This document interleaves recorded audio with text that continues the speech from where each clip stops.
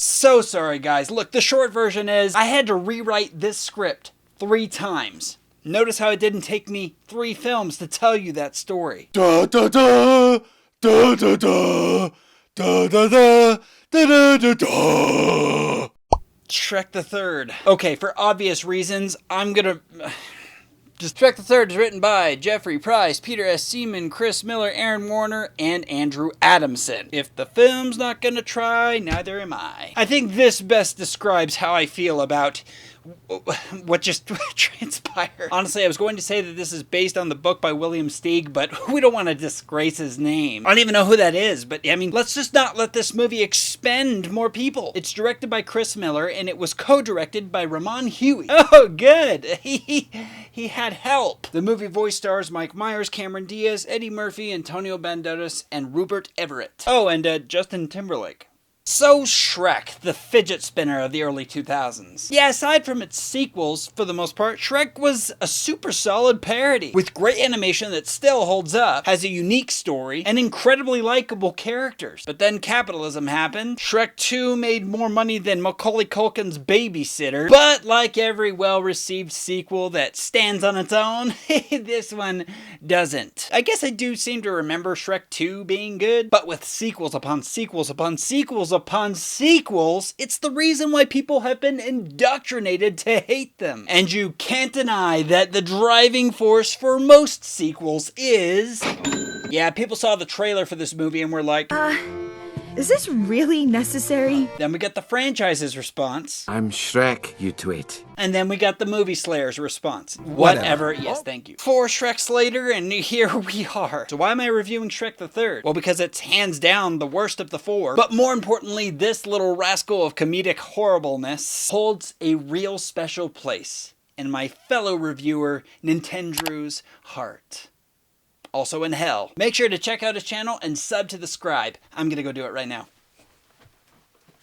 Dun dun dun! I don't even know how this shows up really well. Woo! You get the point anyway. So Shrek the Third is actually kind of special to me too. So for one thing, along with Aragon, this is the movie that I walked out of the theater and I was like, something's wrong. What do you mean? I don't know, I didn't like it. But it's a movie! I know, I'm scared. What's the matter with you? I don't know, but it's really stressing me out. It's because I was beginning to realize that there are movies out there that just aren't good. On that note, ladies and gentlemen, this is Shrek the Third. Characters.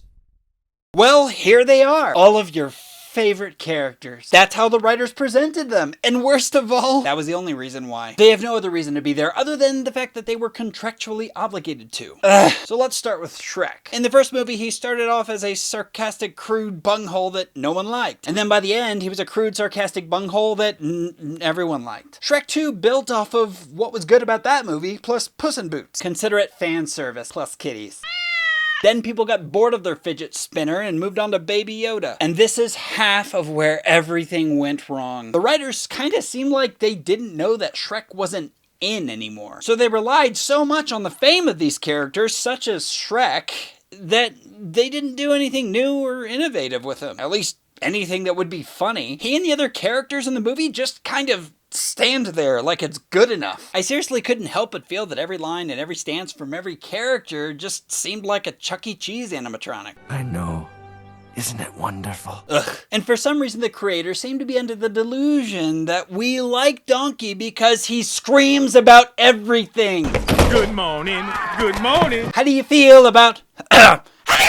You see, it's just annoying. It's not funny. They seriously instructed Eddie Murphy to treat every scene like it's an obnoxious singing birthday card. Can you imagine if you woke up every morning to that? Good morning.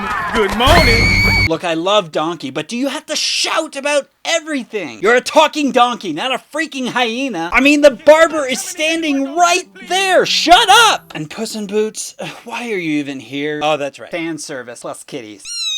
Don't you have important cat crap to do? I'm convinced, guys, that all of these characters in this movie, their purpose is there to loudly, in some way, just tell us that they exist. You could have just put more cardboard cutouts at Target, but no, you made Shrek the Third. Arthur is not likable. Just meh and kind of annoying. Think Luke Skywalker from episode 4, but he's on downers and he has a toothache. Just whiny and boring. And I'm not even kidding, the movie is so disgustingly rude that it even subjects Fiona to being, I'm not even kidding, flat-footed and pregnant. I can't.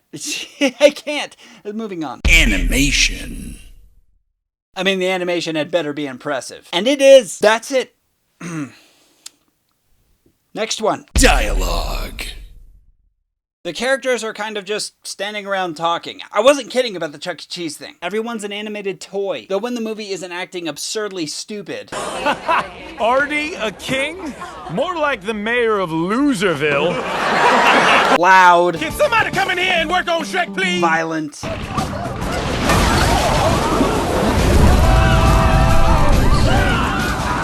That's actually pretty funny. It does have its bouts of greatness, such as when Pinocchio is teaching us how to not lie while lying. Possibly more or less not definitely rejecting the idea that in no way, with any amount of uncertainty, that I undeniably do or do not know where he should and probably be. Yeah, it was pretty good. Yeah, I know. Good writing hurts. Story.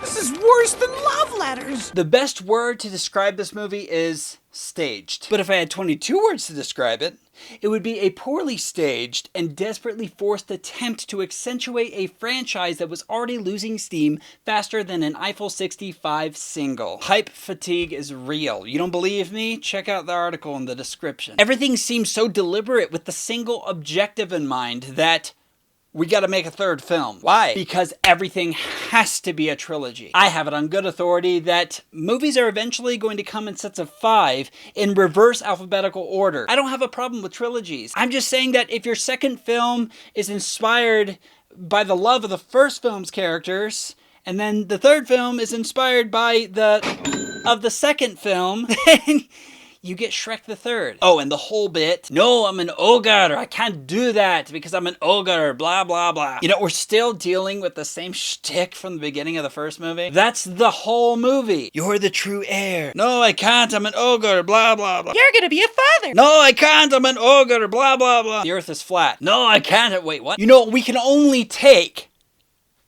so much self-pity before it stops being cute and starts becoming annoying. What I'm trying to say is that anything having to do with the story is pointless, boring retrend. The only good parts have nothing to do with the plot, so where does that leave the plot? Pointless, boring retrend. I like when Pinocchio lies by telling the truth. I like the part where Mother Nature is like, F you trees, and this.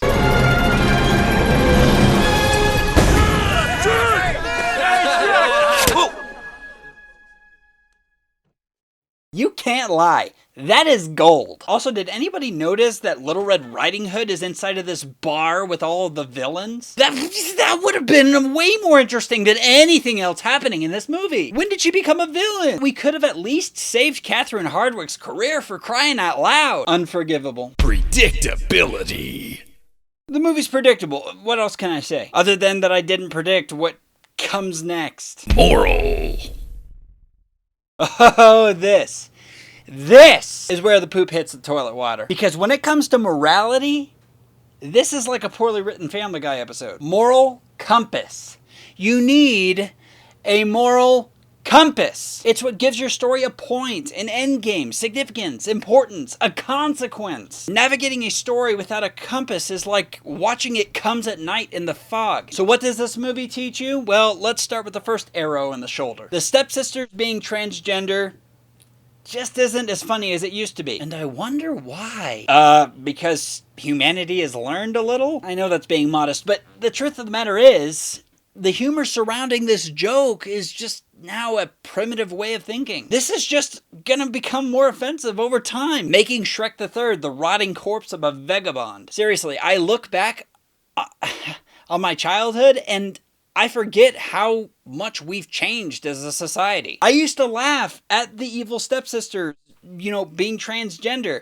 And it never occurred to me that pairing transgender with the evilest and greediest, most shove 'em up the chimney Disney characters ever is incredibly vilifying. And this unfortunately does affect the other Shrek movies because they also have this joke. I hate to say it, but you kinda screwed up, Shrek. How humiliating. The lack of longevity could never be more apparent in a franchise. Next round. So I noticed a resurfacing idea throughout this film. The idea that if you're not happy, have kids. Even if you have to commit murder. I don't understand in what world ever that would make logical, ethical, moral, temporal, or even whimsical sense. I mean, is it part of the parody? I mean, Disney did spend 50 years teaching us if it feels good, do it. No wonder the divorce rate is absurdly high. So maybe the movie is just parodying that? No, what am I doing? This movie isn't that smart. I mean, seriously, I was watching the movie and I was like, they can't possibly be teaching their audience that if you're not happy, just have kids strictly for your happiness. Like, even Shrek at the end is having this self-realization moment where he's like, oh, I get it now. People have their own kids because they're not emotionally secure enough to find their own happiness. So they have kids and rely on them. And Fiona's like, exactly! Because she has absolutely no respect for Shrek wanting to take time with things that should take time. And Shrek is just as irresponsible for not using protection. The divorce rate is already high enough and you're dragging kids into it. No. Let it be heard that I am all for kids and families and marriage. Just don't be stupid about it. Don't go about it like Shrek and Fiona, idiots. Look, guys, you know, this isn't the worst movie I've ever seen. No, not by a long shot. But the characters are stilted and boring. The animation is nothing new. The dialogue is all used up. The story is pointless and rushed, and the moral is just a slap in the face to society. Shrek was supposed to parody how caught up society is in this whole romantic Disney reality distortion field. Life and romance should exist together, not one or the other. Shrek the Third had plenty of time to figure out what it was going to be, and it just didn't figure it out. At least the movie was forgivingly short, because this movie sucks. And Nintendrew has done the world a great service. I'm putting this slice of ogre butt cheese at number 248. So is this movie worth your time? Well, the fourth movie is better, so I don't know, maybe Sparks Notes this one. Wait, is Sparks Notes still a thing? Am I old? Anywho, guys, thank you for watching. Make sure to go check out Nintendrew's channel. If you liked Nintendo, video games, and awesome people, then go give them a subscribe. Go ahead and like, subscribe, and hit that bell on the side, and I will see you next time on MovieSlayer.